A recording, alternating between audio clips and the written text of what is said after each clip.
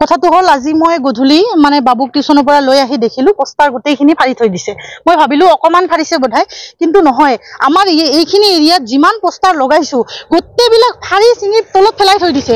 এনেকুৱা বেয়াকে পেলাই থৈ দিছে যে দেখি মই থাকিব নোৱাৰিলো।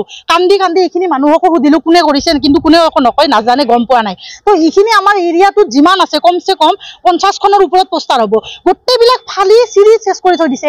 আমাৰ এটিএমৰ ওচৰত লগোৱা হৈছিল, তাতেও ফালিছে। তো কিয় ফালিছে? আমাক লাগে দাদাৰ পোষ্টাৰ কেইখনে কি ক্ষতি কৰিছিল? আমাক সেইটো লাগে। পোষ্টাৰ কেইখন লগোৱাতে কি ক্ষতি হৈছিল? ৱাল কেইখন বেয়া হৈছিল নে কি বেয়া হৈছিল?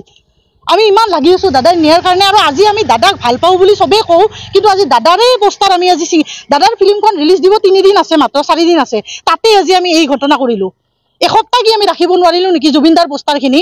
গোটেই অসমবাসী যেতিয়া কান্দি আছে, কিন্তু আমাৰ ইয়াতে এইটো বহুত ইমান ডাঙৰ ঘটনা হৈছে, যিটো লৈ সঁচাকৈ বহুত বেছি মৰ্মাহিত হৈছো, বহুত বেছি দুখ লাগিছে। সঁচাকে মনৰ পৰা দুখ লাগিছে। বিশ্বাস কৰিব পৰা নাই মানুহে ইমান বেয়া কৰিব পাৰে, ইমান নিজ মানসিকতা কাবাৰ যে আছে। এখন দুখন নহয়, 50-60খন পোষ্টাৰ গোটেই চেছ কৰি দিছে। আমি দাদাহঁতৰ লগত লাগি 12:30 এটালৈকে পোষ্টাৰিং কৰিছো, ৰাতিয়ে দিনে 300-400 পোষ্টাৰিং কৰিছো। কিন্তু আজিলৈকে মানে আজি যিটো দেখা পাই মানে সঁচাকে কওঁ যে বহুত বেছি দুখী হৈ আছো। এনেকুৱা কৰিব নালাগিছিল। যোনে কৰিছে আমাক সেই মানুহজন লাগিব, তেওঁ আহিব লাগিব, কেমেৰা পুলিচে যি কৰে, প্ৰশাসনে যি ব্যৱস্থা লৈ ল'ব, কিন্তু ৰাজহুৱাভাৱে তেওঁ ক্ষমা খুজিব লাগিব, তেওঁ শাস্তি পাব লাগিব। এইটোৰ কাৰণে তেওঁ শাস্তি পাবই লাগিব। আমি সকলোৱে আছো, আছেনে আপোনালোকে চবে? আমি সকলোৱে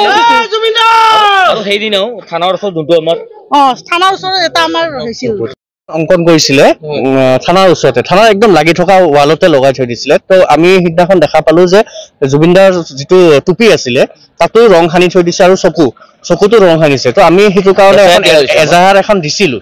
তো প্ৰশাসনে আজিলৈকে সেইটো লৈ পেলাই একো বিধিত ব্যৱস্থা লোৱা নাই।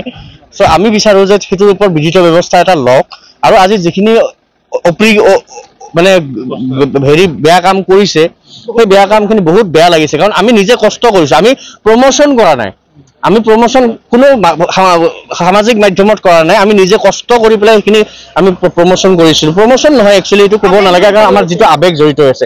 আৰু চাগে কোনোবাই ভাবিছে যে জুবিন গাৰ্গৰ ফেন আমাৰ কোকৰাঝাৰত নাই বুলি, কিন্তু আমি আছো। আমাক ফেন ক্লাব নালাগে, কিন্তু আমি ফেন ক্লাব নহলেও আমি জুবিন গাৰ্গক আমি সদায় মনত ৰাখিম, আৰু সদায় জুবিন গাৰ্গ আমাৰ লগত থাকিব। সেইটো কাৰণে আমি দাদাৰ কাৰণে আমি কৰিছো আৰু কৰি যাম, আৰু ভৱিষ্যতেও কৰিম। তো সেইটো কাৰণে আজি যিখিনি অপ্ৰীতিকৰ ঘটনা যিটো হৈছে, সেইটো কাৰণে বহুত বেয়া লাগিছে। আৰু সেইটো কাৰণে এটা উচিত ব্যৱস্থা এটা যদি প্ৰশাসনে লয়, তেতিয়াহ'লে আমি ভাল পাম, আৰু যদি নলয় তেতিয়াহ'লে তাৰ ব্যৱস্থা আমি নিজে কৰিম। এটা কমপ্লেইন কৰিছিলো থানাত, যে আমাৰ থানাৰ ওচৰত যোনটো আমাৰ ৱালখন আছে তাতে আঁৰি দিয়া আছিল, তাতে জুবিন গাৰ্গৰ এটা ফটো প্ৰতিচ্ছবি আছিল। কিন্তু প্ৰতিচ্ছবিত দেখিলো কিছুমানে ৰং সানি দিছে, ৰং সানি মূৰত টুপিত এনেকে ৰং সানি আছে। এতিয়া প্ৰশাসনৰ পৰা কি ব্যৱস্থা লৈছে এতিয়ালৈকে হয়তো এফআইআৰ লোৱা নাই নে লৈছে গম নাপাওঁ, কিন্তু কোনো ষ্টেপ হোৱা নাই। আজি দেখা পালো আমাৰ ষ্টেট বেংকৰ ওচৰৰ পৰা আমি কিছুমান পোষ্টাৰ লগাইছিলো জুবিনদাৰ ৰৈ ৰৈ বিনালে চিনেমাখনৰ পোষ্টাৰটো লগাইছিলো। অহা 31 তাৰিখে ৰিলিজ হ'ব, কিন্তু সেই পোষ্টাৰবিলাক প্ৰায় 50খনৰ পৰা ষ্টেট বেংকৰ পৰা চিধা এনেকে গোটেই যিমান পোষ্টাৰ আছে গোটেইবিলাক কোনোবাই চিৰি পেলালে।